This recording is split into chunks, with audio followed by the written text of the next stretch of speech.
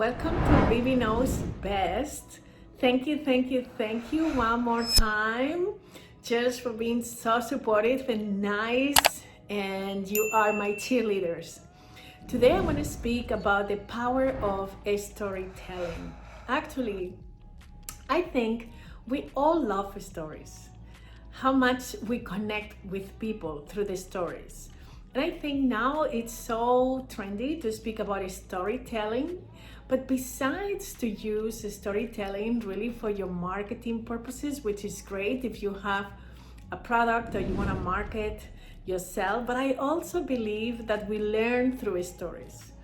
As a matter of fact, ever since we are children, we love the stories. I still remember some of the stories that my parents or my grandparents told me, and they still are within me, and I remember them. So stories are extremely powerful. So I believe that it's important that we really connect with that power of being good storytellers. It's very good to just being able to have a good story because it also helps you to dominate the art of conversation. What kind of people we really love to have next to us is the people who really know how to tell a great story. People love stories.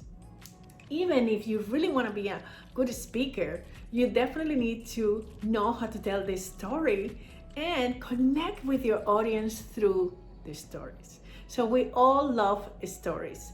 And in reality, it is something that I have to learn through time, even though within me, it was a storyteller. I was so scared to tell my own stories. And I'm gonna tell you why. And there's a story always behind the situations that we are facing in our lives. And in my case, I remember this time that my family and other members of the African community in Valencia organized this amazing party. And this party, it was made on the 15th of August to celebrate Virgin Bisila. My name comes from the Virgin Bisila, which is the mother of boobies. Boobies is a tribe where I'm coming from. And it was for my family great to honor that day, even though that we were established in Spain and in Valencia, they make a big celebration. And I was around 15 years old in this occasion that for the first time we were organizing this party. And my uncles were involved and several members of the community of Equatorial Guinea were involved in this celebration.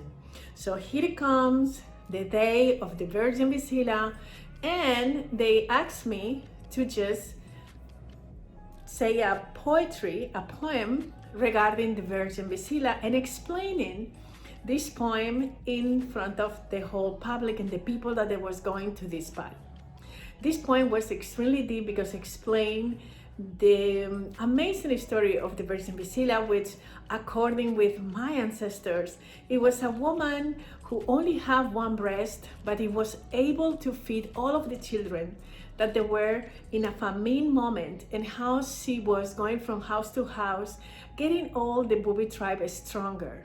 And she is a woman who is the representation of divinity in our culture, the feminine side, because in our culture, the divinity is masculine and feminine. So this is the feminine side.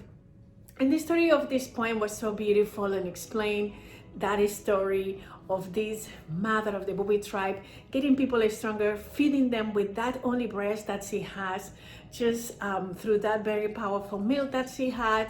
And she was like the mother of everybody. So for us, she's also the mother of God, according with our mythology, but she also is the mother of everybody, of the humanity. So it was a great story, right? It was a poem and I needed to memorize it. So here it comes that day. And when I get into the stage, I got blank, completely blank. The whole family is looking at me like, come on.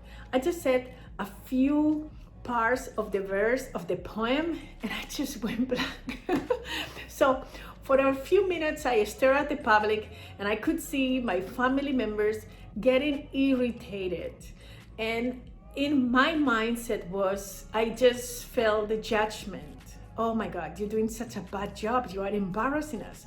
So I end up leaving the stage in a deep, deep sadness and feeling, mortified at that time. Of course, they forget about it. It was just a one time. But I also was feeling really bad because everybody who came to the stage after me did an amazing job. One of my cousins did an amazing performance. She was great. She just came from Africa and she was able to do this with so much grace and powerful, and I wasn't. So after that, I did not want to speak again in public, ever. So ever since I think it was 15 years old, I avoid every single situation that I will have to speak in public. That was my story and my justification for not speaking. Then I went to law school where you're supposed to, of course, master the skills of communication, but of course I never did because I avoid every exam that was oral, never. Then through my professional life, I just managed to navigate without doing it until at one point that it was not possible to avoid it. How I went through that fear, it was very difficult, but sometimes you need to really understand that behind that fear is a message. And my message was that I didn't feel enough and I was not having the strength to really go through it. But I got to a position that I just needed to do it. And the moment that I did, this was so powerful to me. So sometimes when we really have a fear and we are able to overcome that fear, really empower us so much. So here it is, a story of empowerment and how sometimes also the fear could be our compass, our inner compass, because who will tell me that one day I will be in front of audiences around the world explaining my own story. So stories are extremely powerful and make us. And at the same time, if you are able to share them with someone, you might really help them to also do the things in a different way, because through you, they're gonna connect with that emotion. So it is important also to be able to be vulnerable. Give yourself permission to really be vulnerable and don't be perfect. If you're able to do that, you will be able to be authentic, to connect with your audience and really tell your story. And it doesn't matter if it's your personal story or if the story of your product, whatever thing that you do. I love one of the things that what is marketing about. Right now, marketing is not about your product. It's about the stories that you really are able to tell, like Seth Godin says, which is a marketing genius. So remember the power of stories. We learn through the stories, we feel through the stories, and we all have stories that could really change our lives. That particular moment in my life, it doesn't define me. Of course, I felt like a failure. I felt in this distress because I was not able to make it, but I was able to reverse the story, just do it.